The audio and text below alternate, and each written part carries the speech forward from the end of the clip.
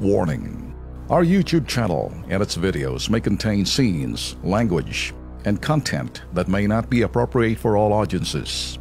These videos include surveillance footage, undercover pursuit of suspects, actual police and rescue operations, and fearless confrontations. If you do not approve of the content, please do not watch our videos. If you wish to continue, we strongly advise that you proceed with caution. Viewers' discretion is advised. May problema sa pag-iisip, pinatay ng dalawang lalaki. Pamamaslang sa video huling-huli. Alamin sa Kilos Pronto. Napagbintangan ho, nagnakaw ang isang mentally challenged po sa Caloocan. Pero imbis na pagsabihan o siguro po ay ipapulis, siya po ay binugbog at binigti hanggang siya po ay mamatay. Ang kanya po masaklap na pinagdaanan, nasa pulpo, lahat po yan sa CCTV. Panoorin po natin.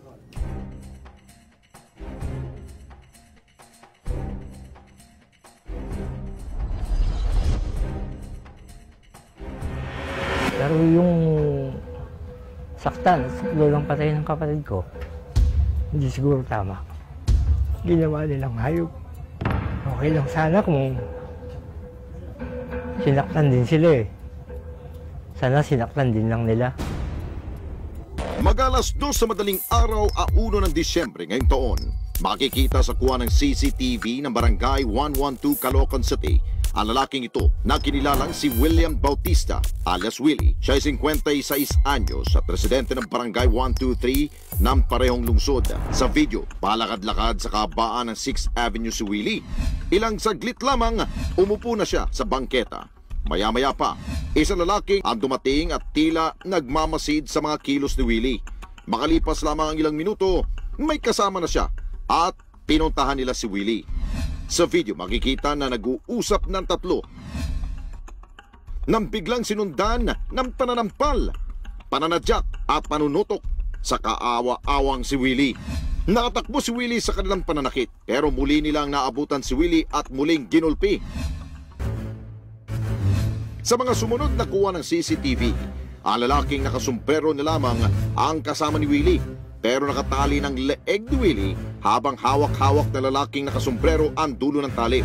O palakad ang dalawa papuntang kanto ng B. Serrano Street at 6th Avenue. Sa ibang kuha ng video na CCTV, mapapansin ang pag-uga ng punong ito. Ilang sandali lamang ay natigil ang katakatakang paggalaw ng puno. Dito na muling nasilayan ng lalaki na una na nakitang sinasaktan si Willie. Ngunit mapapansin na hindi na nito kasama ang biktima. Ang misteryosong pagkawala ni Willie, sinundan ng pagkakatagpo ng malamig niyang bangkay sa naturang lugar. Ayon sa resulta ng post-mortem examination na isinagawa sa labi ni Willie, asphyxia by neck ligature o pagkakasakal gamit ang isang bagay ang ikinamatay nito.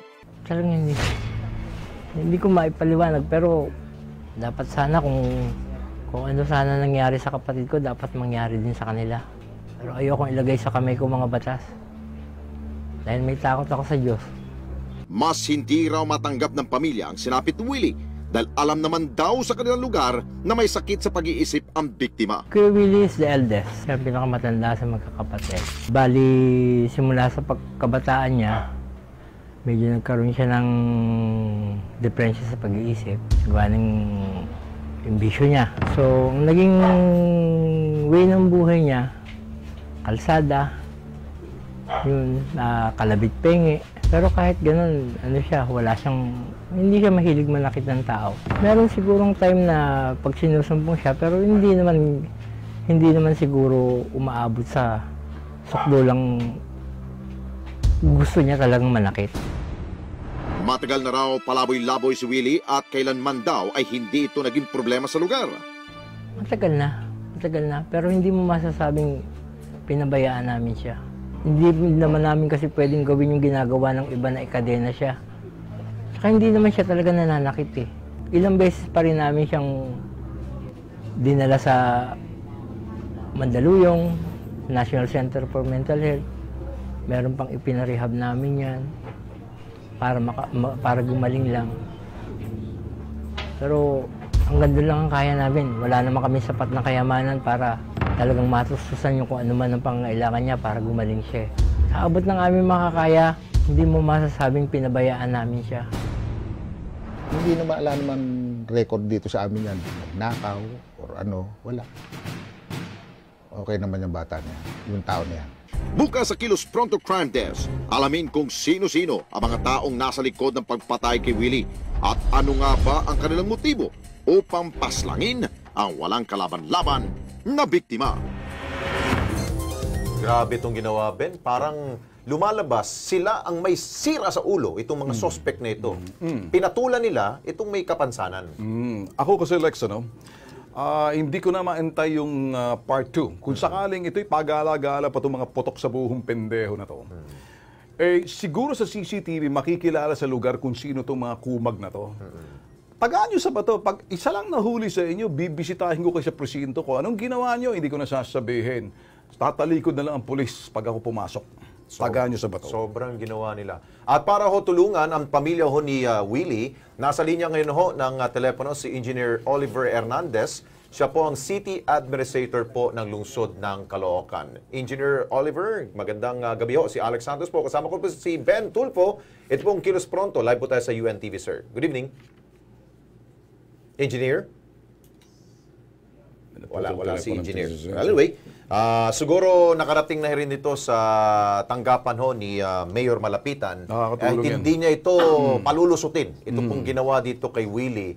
Kita nyo naman po, kaawa-awa ho. Kahit na ho may ginawa ho yung masama, pwede naman ho ninyo pagsabihan at hindi ho ninyo lalapatan po yan ng suntok. Tadyak, nakita nyo naman pong ginawa ng mga suspect nito. Kumanda kayo. Okay. Nangako naman tulungan itong City of Caloocan, itong pamilya ni Willie na pagpapalibing. I know for a fact na mabait na mayor to si Malapitan. Yes. Madaling lapitan. Yung si Malapitan. Oh.